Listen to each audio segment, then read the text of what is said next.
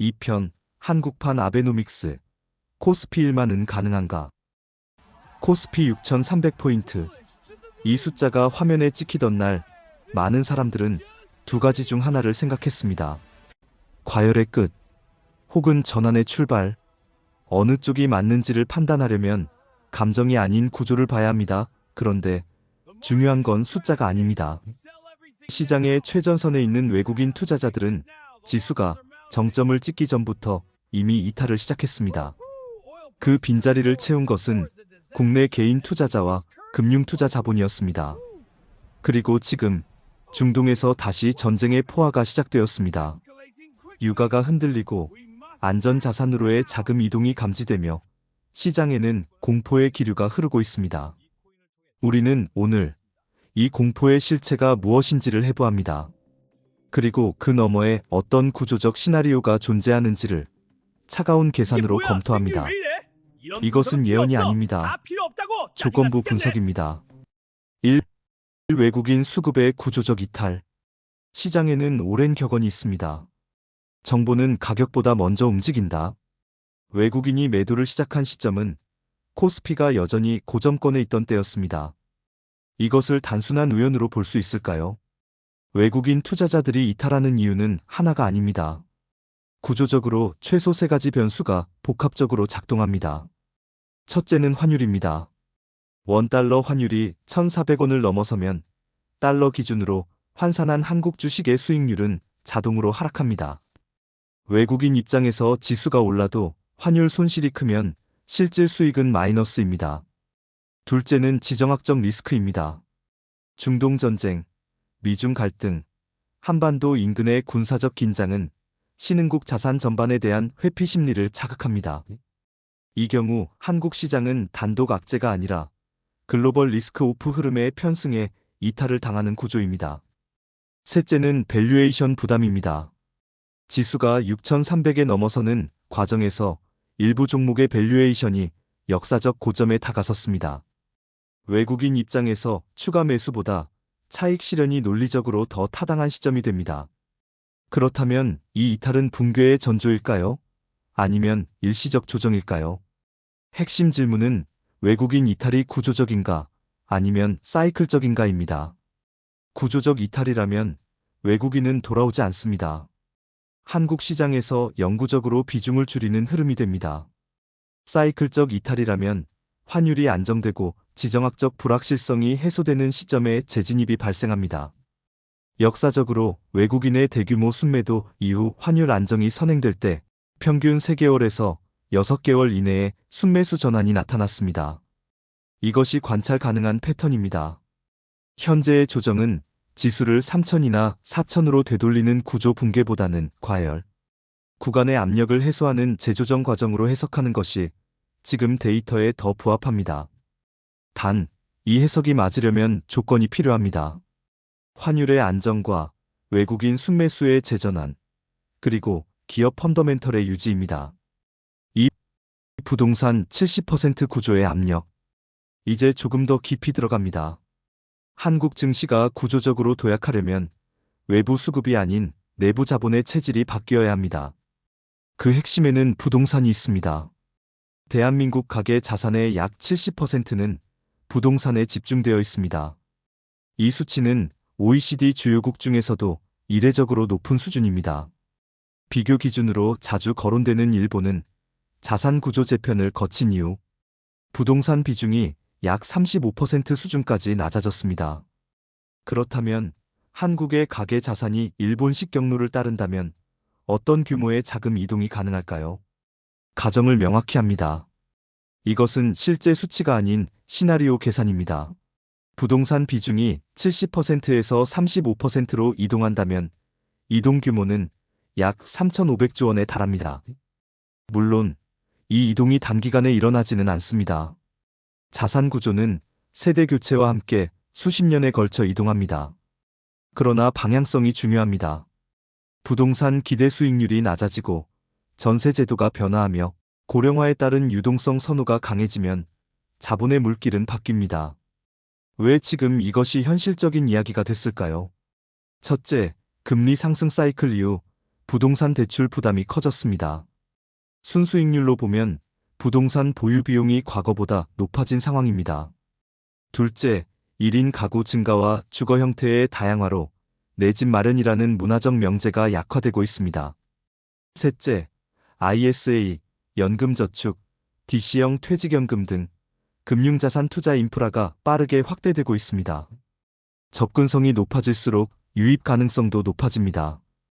이 세 가지 요소가 복합적으로 작동한다면 금융자산으로의 장기적 자본 이동은 가능성 수준을 넘어 구조적 방향성으로 읽힐 수 있습니다. 단, 이 자금이 주식시장으로 직접 유입되리라는 보장은 없습니다. 채권, 리츠, 대체 투자로 분산될 수도 있습니다. 이것이 이 시나리오의 불확실성입니다. 3. 상속세와 대주주 이해관계의 전환. 코리아 디스카운트. 이 표현은 한국 주식이 글로벌 기준 대비 구조적으로 저평가되어 있다는 인식을 담고 있습니다. 왜 한국 기업은 이익을 내고도 주가가 오르지 않았을까요? 그 이유 중 하나는 대주주의 인센티브 구조였습니다. 기존 구조를 단순화하면 이렇습니다.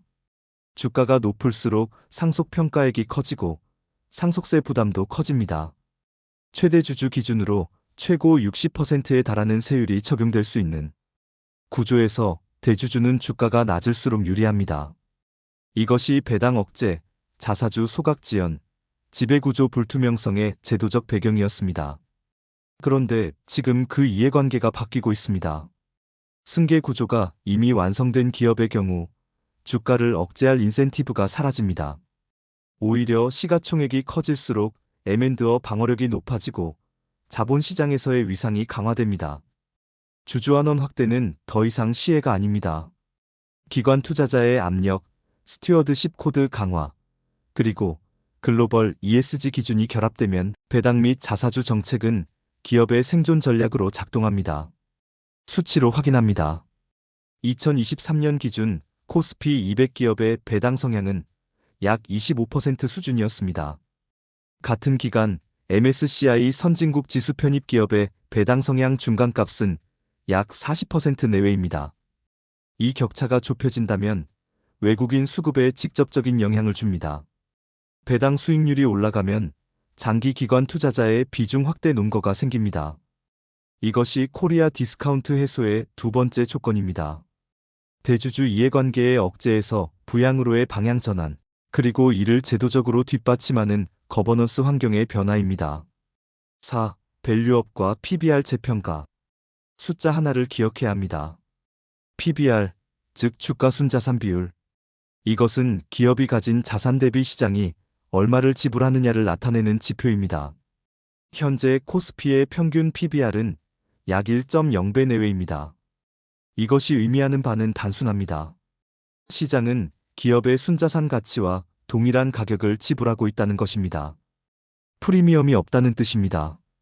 반면 미국 S&P 500의 평균 PBR은 약 4배 내외, 일본 니케이는 구조 개편 이후 약 1.5배에서 1.8배 수준까지 상승했습니다.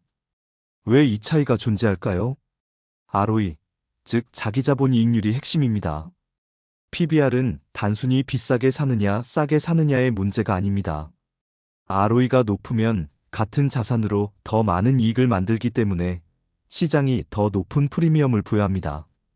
한국 기업의 평균 ROE는 약 8% 수준입니다. 선진국 평균인 12%, 15%에 비해 낮습니다. 이 격차가 PBR 격차로 이어집니다. 그렇다면 ROE가 개선된다면 어떻게 될까요? PBR이 1.0배에서 1.5배로 상향된다고 가정할 때 지수에 미치는 이론적 영향은 단순 산술로 약 50% 상승입니다. 다만 이는 이익 규모가 유지된다는 전제하에 산술적 추정입니다. ROE 개선이 동반되지 않는 PBR 상승은 구조적으로 지속되기 어렵습니다. 이것이 거품이 아닌 이유는 이 상승이 이익 증가와 주주환원 확대라는 펀더멘털 변화에 기반하기 때문입니다. 일본의 사례는 참고 기준이 될 수 있습니다.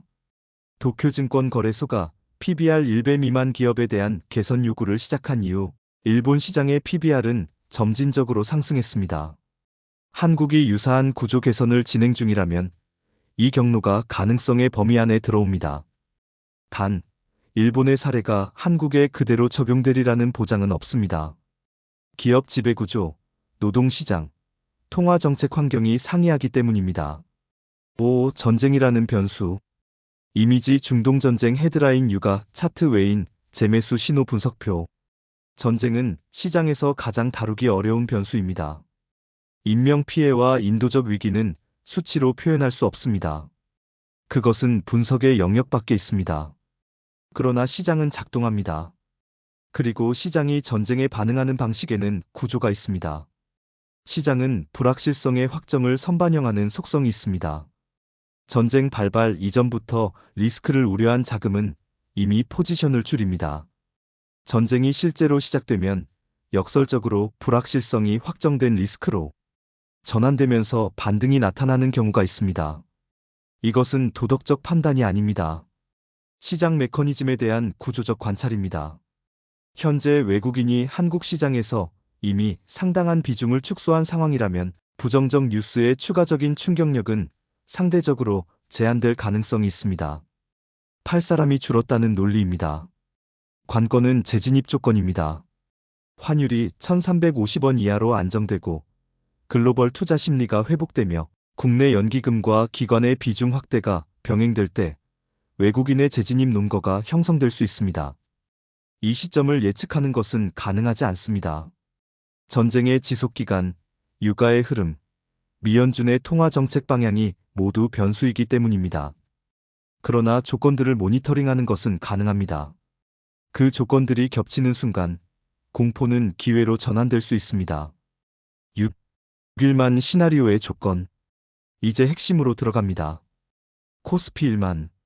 이 숫자를 처음 들으면 많은 사람들이 두 가지 반응을 보입니다. 과장이거나 아니면 불가능하다는 것입니다. 그러나 이 숫자는 산술적 외삽이 아닙니다. 구조적 전환의 복합 시나리오입니다. 조건을 하나씩 해부합니다. 최근 고점 구간 이후 지수는 일정 부분 조정을 거쳤습니다. 이는 수급 재정렬 과정으로 해석할 수 있습니다. 관건은 이 조정 이후 외국인이 언제 순매수로 전환하느냐입니다. 첫째, PBR의 점진적 재평가입니다. 현재 코스피 평균 PBR 약 1.0배에서 1.5배까지 상향된다면 지수는 단순 배수 기준으로 약 50% 상승할 수 있는 이론적 근거가 생깁니다. 1.8배까지 상향된다면 약 80% 상승입니다. 이 PBR 상향이 현실화되려면 ROE 개선, 배당 확대, 자사주 소각이 복합적으로 진행되어야 합니다. 단기간에 달성되기 어렵습니다. 그러나 방향성이 확인된다면 시장은 선반영합니다. 둘째, 수급 환경의 변화입니다. 환율 안정 시 외국인 비중이 이전 수준으로 회복된다면 잠재 순매수 규모는 추정 기준으로 약 100조에서 150조 원 수준입니다. 연기금의 국내 주식 자산 배분 비중이 1%포인트 상향될 경우 추가 수급은 약 10조 원 이상으로 추산됩니다. 최근 한 달간은 개인과 금융투자가 외국인 매도 물량을 상당 부분 흡수했습니다. 그러나 외국인 순매도 규모가 더 컸다는 점은 여전히 변수로 남아 있습니다. 이 두 수급이 동시에 작동한다면 지수를 아래서 받쳐주는 안전판이 형성됩니다. 셋째, 자산 구조의 체질 개선입니다. 부동산 비중 이동 시나리오가 장기적으로 진행된다면 시장의 시가총액 체급 자체가 달라집니다. 유동성의 규모가 커질수록 지수의 절대 레벨도 상향될 수 있는 기반이 만들어집니다. 넷째, 기업 이익의 구조적 성장입니다. 반도체, 2차전지, 바이오, 방산 등 핵심 섹터의 글로벌 경쟁력이 유지되고 여기에 AI와 에너지 전환이라는 글로벌 메가트렌드가 수혜로 작동한다면 EPS 성장이 지수 상승의 또 다른 축이 됩니다. 네 가지 조건의 시너지를 수치로 단순 조합하면 1만 포인트는 산술적 가능성의 범위 안에 들어옵니다. 현재 지수 수준에서 단순 배수 적용 시 약 50% 내외의 상단 여력이 계산됩니다. 여기에 기업 이익 성장이 더해지면 1만 음원 숫자가 아닙니다. 그러나 반드시 짚어야 할 것이 있습니다. 이 네 가지 조건이 동시에 충족되지 않을 경우 일만 시나리오는 지연되거나 무효화될 수 있습니다. PBR 재평가 없는 수급 유입은 일시적 반등에 그칩니다. 수급 없는 PBR 논리는 이론으로 남습니다. 자산 구조 변화 없이는 유동성의 지속성이 담보되지 않습니다. 1만이라는 숫자는 예언이 아닙니다. 4가지 조건이 복합적으로 충족될 때 도달 가능한 철저히 계산된 레벨업의 지향점입니다. 결론이 아니라 질문. 우리는 오늘 6개의 구조를 해보았습니다. 외국인의 수급 이탈, 부동산 자산 이동의 가능성, 대주주 이해관계의 전환, PBR 재평가의 논리, 전쟁이라는 변수, 그리고 1만 시나리오의 조건들. 6300은 환상이었을까요? 아니면 구조적 전환의 중간 정거장이었을까요? 지금의 조정이 공포의 끝인지, 다음 도약을 위한 준비 구간인지를 지금 당장 판단할 수는 없습니다. 그러나 구조를 이해하는 사람은 다르게 질문합니다. 지금 올라야 하나 내려야 하나가 아니라 어떤 조건이 충족될 때 이 시장은 다음 레벨로 이동하는가라고 묻습니다. 시장은 항상 먼저 움직입니다. 예언이 아닌 구조 분석, 과장이 아닌 계산, 가능성은 있지만 조건이 필요하다. 이것이 오늘 우리가 함께 확인한 것입니다. 판단과 책임은 언제나 여러분의 몫입니다.